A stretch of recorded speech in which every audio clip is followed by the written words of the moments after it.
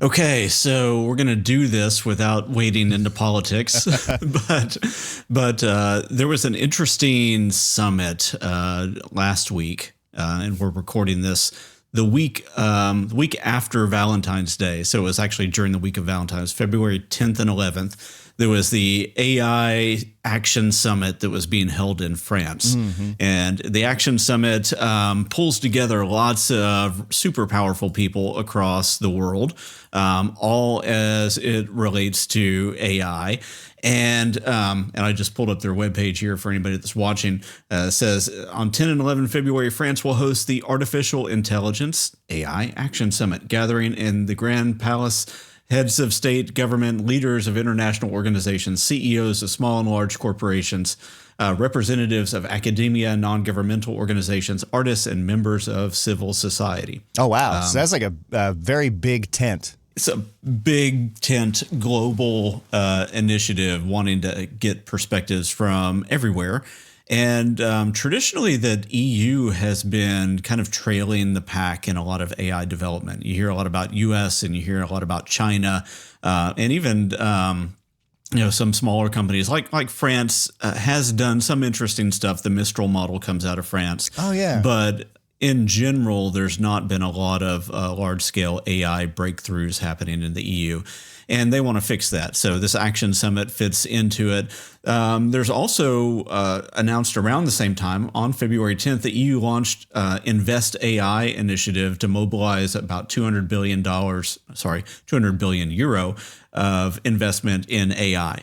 And that's kind of similar in scale as like the Stargate initiative that was mentioned here in the US, where OpenAI and Oracle and SoftBank said that they were going to do $500 billion over 5 years. Right. So EU's answer to that was to really try to step up their game with this initiative. But they're also facing the fact that the EU has a lot of really onerous data privacy laws. They're usually very, very careful about everything that they do with technology, which is like why when OpenAI's advanced voice mode was available in the US, it wasn't available in the EU.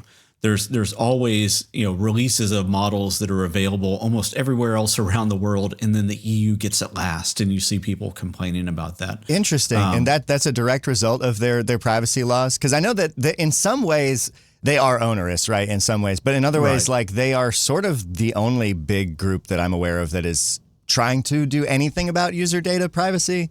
Yeah. And that kind of bites them in the butt every now and then, and they feel it. So they're trying to deal with this tension that in the EU, privacy is a fundamental right, mm-hmm. and they have a large and long-standing regulatory regime that's very careful about all of this kind of stuff. And now they're falling behind in AI, so they're trying to figure out how to pick up the pace a little bit. One good thing is, in France specifically, there's a lot of nuclear energy initiatives. And so France has like a surplus of energy. And so whenever it comes to large scale training runs or things like that, they've kind of got that covered. Whereas us in the US are trying to figure out like how we catch up on that front right now. So that 200 billion euro is going into expanding that and really trying to make sure that they're not falling behind even further. But all of that is background because last week at that summit, Vice President J.D. Vance gave a speech that raised some eyebrows. Okay. And as we get into this, again, this is we're not talking about politics with this, even though you'll hear him mention the current administration. He'll say, the Trump administration believes X. What we're getting at is the tension between positions. And I would almost say that if the administration was a different one, we might be having some of the same conversations. It is difficult to hear the way that some of this is being phrased, but the conversations and the positions are ones that are being articulated everywhere because, like we've mentioned a few times on the show, this is an arms race. Right. And people are trying to have to deal with that. One more bit of background, though. I said that, like, if we were in a different administration, we might be facing the same conversation. It's a yes and no, because the other administration, the previous administration was the Biden administration. They released a big AI safety initiative just over a year ago, I believe. And that got rolled back by the Trump administration when they took office. Yeah, that was in the first day, wasn't it? It was on the first day. Yeah. It was they were trying to make a statement with that. But, all of this goes back to acceleration versus safety and the tension that's there. And I think the DeepSeek moment kind of was one of those other things that lit a fire under a lot of people. And so we're going to listen to about a 2.5 minute clip here, and then we'll react to it, and we'll be out and into the next segment into more comfortable areas. I'll do my best to raise my left and right eyebrows equally to remain balanced. There we go. Okay. Level playing field. Now, with the president's recent executive order on AI, we're developing an AI action plan that avoids an overly precautionary regulatory regime while ensuring that all Americans benefit from the technology and its transformative potential. Now, we invite your countries to work with us and to follow that model if it makes sense for your nations. However, the Trump administration is troubled by reports that some foreign governments are considering tightening the screws on U.S. tech companies with international footprints. Now, America cannot and will not accept that, and we think it's a terrible mistake, not just for the United States of America, but for your own countries. The U.S. innovators of all sizes already know what it's like to deal with onerous international rules. Many of our most productive tech companies are forced to deal with the EU's Digital Services Act and the massive regulations it created about taking down content and policing so-called misinformation. And of course, we want to ensure the internet is a safe place. But it is one thing to prevent a predator from preying on a child on the internet, and it is something quite different to prevent a grown man or woman from accessing an opinion that the government thinks is misinformation.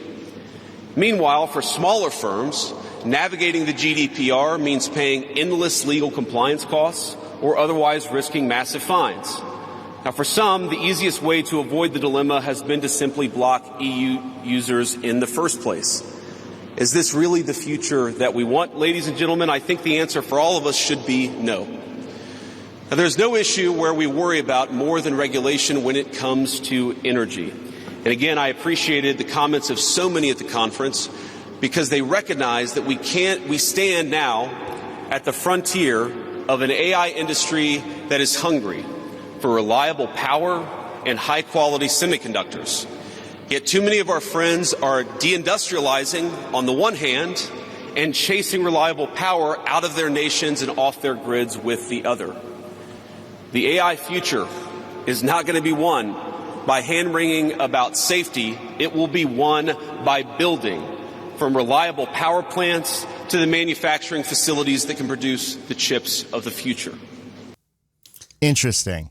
I want to wait as close as hopefully we will get to politics really quickly, just to say that I think it would be disingenuous not to mention that this particular figure, when speaking of misinformation and disinformation and things that are just quote unquote opinions that the government might not want someone to see, that kind of language is a bit disingenuous because of other things this administration has done. Yeah. But I think for the continuation of this conversation, assuming that that's in good faith, there is definitely a conversation here because there are points there.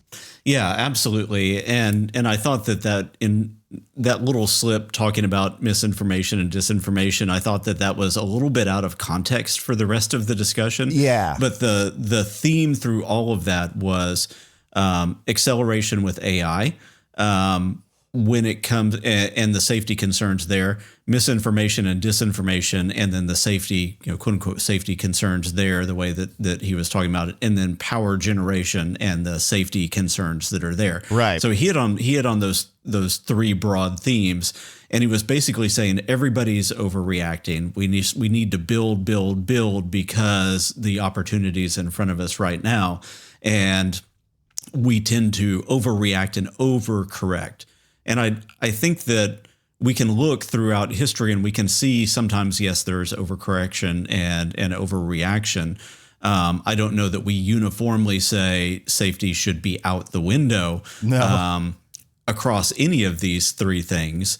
But I do think that maybe by stating it as strongly as he did, it's maybe one of these things where people can start to find a middle ground and say, maybe we don't want to decelerate, or maybe we don't want to really spend a lot of our time and effort focusing on this other thing that might be a distraction. We need to double down in these areas. And I don't know the answer for any of that, but I think it's what it shows again is that around the globe right now, people are trying to figure out like how to accelerate in a way that fits their own moral and ethical compass the best. They know that they can't stop. They know that they can't slow down, but they're having to like figure out how do we press on the gas and do it in a way that we're all comfortable with. Yeah, because, we've talked about how anything like a big pause unilaterally isn't super feasible because it requires like a level of cooperation that just we don't have. Right. And yeah, there is a valid point to that in that, if we like talking about addressing the challenges with power front on and that sort of thing, that is very good. Like there are elements of this position that I totally agree with and then elements that I don't. Like we should be building cleaner power. Our energy needs are increasing year over year anyway without AI. Like these are good investments in our future. It's just, I wish that this technology was coming about during a sort of more chill time geopolitically, because that would be nice. Yeah, the accelerationists, there's definitely a band of them that want to go too far, too fast, all the way, no holds barred, all gas, no brakes. And then there's the people who want a full stop, and neither of those positions are fully there. And I'm not really sure what position J.D. Vance was ultimately advocating for necessarily besides build. Like we've announced our Starlink thing, but were there any other particularly U.S. involved policies? We weren't part of that 200 billion euro deal. No, we weren't part of that. I think what he was saying also is that there's a lot of import-export control stuff that has to get figured out. Right. Yeah, and then just the kind of the global push for nuclear energy. I think he's really wanting to tout that because that's something we want to bring home a lot more. And then also, I think he's trying to justify the dismantling of the AI safety stuff that the Biden administration put in, because the UK has a counterpart of that, and the EU has a counterpart of that as well, and we're stripping that aside, at least formally, and trying to push ahead with, I don't want to say reckless disregard for safety, but with an awareness that there are safety concerns, but then saying that the benefit of pushing ahead faster outweighs the safety risks. Right. There were remarks from Dario Amodei, the founder of Anthropic, where he says he felt like that there were some missed opportunities in messaging around safety at that convention, of course. So maybe we can cover that in another segment, another day. But I just wanted to really kind of show the position and the wrestling of these positions because of the global AI arms race and the fear of missing out, I think. And then the last thing I'll say before we move on, since we're out of time for this segment, is that regardless of anything that we saw or heard in that, J.D. Vance's eyeliner was on point. Yes, and Justin Trudeau, for the 0.2 seconds he was in frame, looking handsome as ever. Exactly. All right, coming up, we got a segment where I talk about how I'm kind of a butthead for a bad take that I had last week, and we're also going to talk about the trouble when a computer tries to use a computer. Stick around for that.